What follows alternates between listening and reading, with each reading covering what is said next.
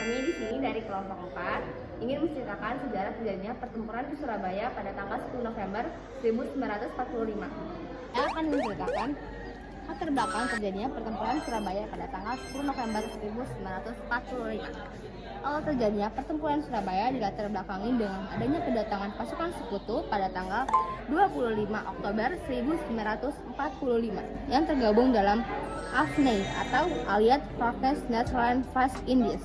Lalu kedatangan pasukan AFNI ke Surabaya, tepatnya di Tanjung Perak, dipimpin oleh Jenderal Aubertin. Adapun penyebab awalnya pasukan sekutu datang untuk mengamankan para tawanan perang, melucut senjata Jepang, dan menjaga ketertiban di berbagai daerah di Indonesia. Namun, pada tanggal 27 Oktober 1945, pasukan sekutu menyerbu penjara dan membebaskan para tawanan perwira. Lalu, pasukan sekutu mulai mempertahankan di tempat penting. Nah, pada tanggal 29 Oktober 1945, sekutu Inggris terpojok dan meminta Soekarno untuk datang ke Surabaya agar melakukan perundingan yang diakhiri Soekarno, Mohatta, Amir Safarudin, dan AWS Malabai pihak sekutu. Setelah perundingan, kesepakatan yang telah dibuat pun jadi, yaitu pertama, mempertahankan ketentraman kota Surabaya. Kedua, tembakan-tembakan dari kedua belah pihak dihentikan. Tiga, keselamatan semua orang akan menjamin oleh kedua belah pihak.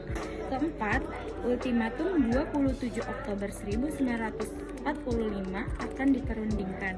Kelima, semua orang akan merdeka.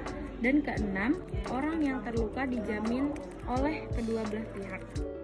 Lalu, adapun peristiwa perobekan bendera atau head flag incident di Hotel Yamato yang terjadi pada Rabu 19 September 1945. Pada pukul 9 waktu Indonesia Barat, bendera tiga warna merah, putih, dan biru berkibar di salah satu menara Hotel Yamato. Aksi ini kemudian mengundang massa arek-arek Surabaya berkumpul di depan hotel.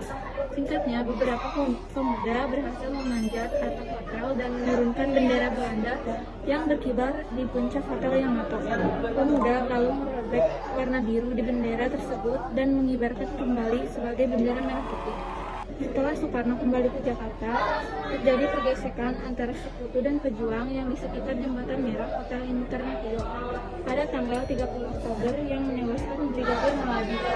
Menurut sejarahnya, Malabi ini tertembak dan sekutu pun menyangkakan bahwa Indonesia dengan licik membunuh.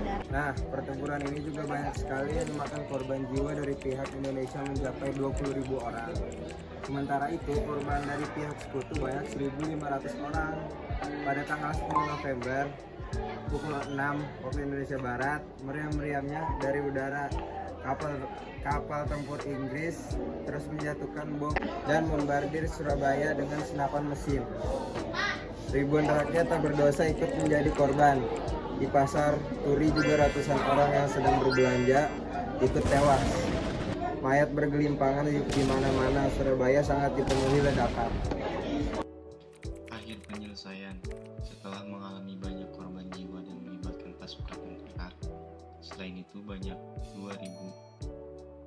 sipil mengungsi dari Surabaya ke daerah yang aman untuk menghindari perang tersebut. Lalu dalam pertempuran itu, pejuang dan arek-arek Surabaya menang dalam pertempuran 3 hari mulai tanggal 28 sampai 30 Oktober 1945. Lalu saat pertempuran pada tanggal 10 November, Inggris mengambilkan 3 hari untuk menguasai Surabaya. Tapi penawaran berlangsung sengit. Alhasil, Inggris baru bisa mengalahkan dan menuntut mundur para pejuang keluar Surabaya pada hari ke-21.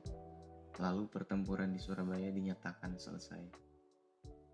Setahun setelah peristiwa pertempuran Surabaya terjadi, Soekarno kemudian menetapkan 10 November sebagai Hari Pahlawan. Adapun hal menarik dari pertempuran Surabaya pada tanggal 10 November 1945. Yang pertama, tentara Inggris berhasil dikalahkan oleh pejuang dan rakyat Surabaya hanya dengan menggunakan senapan kuno, keris, dan senjata tradisional bambu runcing. Yang kedua, Banyak mayat manusia, kuda-kuda dan kucing yang mati bergelimpangan di selokan dan jalan raya. Adapun gelas dan perabot rumah tangga berpecahan dan kawat-kawat telepon bergelantungan di jalan-jalan, serta suasana pertempuran yang menggema di seluruh kota Surabaya.